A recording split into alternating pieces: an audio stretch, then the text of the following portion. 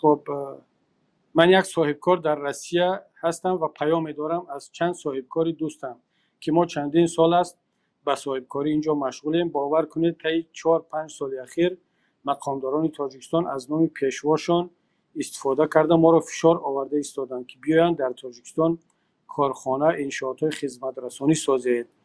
ما اگر دانیم در وطن فشار نیست با جان و دل یک چند دوستامون رفت با جان و دل یک چند دوستامون رفتن ساختن. خود رحمان لنتش رو برید چند کارخانه، ولی سال نگذشت همش از کار موند. از بلند بودن انداز، بی‌عدالتی مقامات و میلیون ها دلار به این رفیقانم ضرر رسید که این حاضر کارخانه ها خوابند و خودداری از منطقه این کارخانه ها ساخته شدند که امروز خوابند بیکار. به همین طور از ما برای انشاءات های دولتی علل خصوص در شهر دوشنبه چندین بار است مبلغ های کلان میگیرند و آگاهان میکنند که نمیدادگی سوم جاش خودش باید داند چون سپارشی پیشواست. این مگر عدالت است؟ ما از شما میخواستیم همچون سیاستمدار ما را یک سوید میدادید.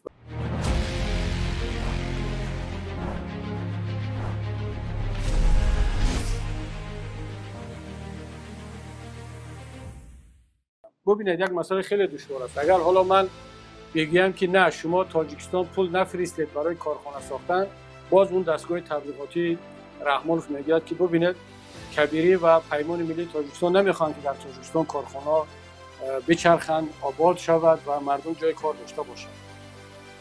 اگر بگن که برید کارخانه بسازید خودتون وضعیت رو دیده ایستادید، نتیجهش چی میشه؟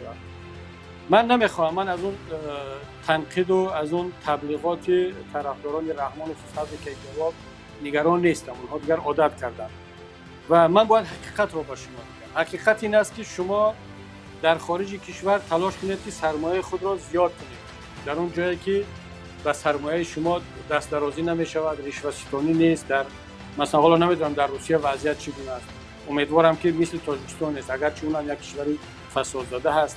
در ترکیه، در اروپا، در اوکراین، در گرجستان، در هر جای دیگر که امکان دارد سرمایه خود را نگه بدارید، بیشتر کنید و وقتی که حکومت به دست یک گروه ملی رسید در اون حالتی که دیگر پاراسیتانی نیست و شما را مجبور نمیکنند که در اینجا کارخانه بسازید، شما خودتون انتخاب میکنید که در کجا کارخانه میسازید، در همون جایی که شما درآمد میگیرید.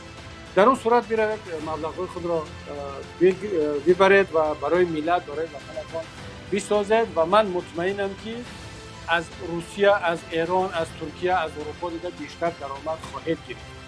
اما تا اون روز منتظر باشید و انشاءالله که اون روز دور نیست و با این سرمایه‌تون وارد کشور خواهید شد.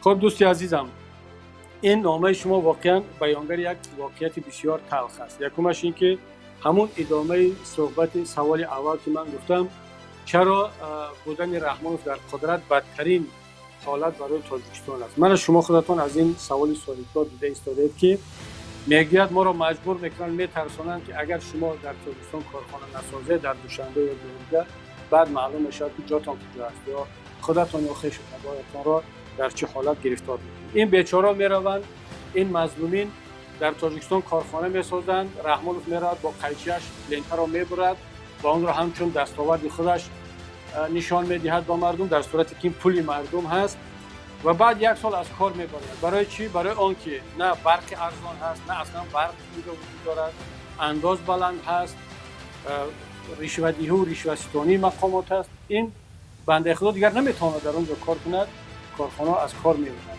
ده ها و شاید صدها حالات را داریم که اون کارخانه رو که رحمانوف لنتر شده برید از کار مانده.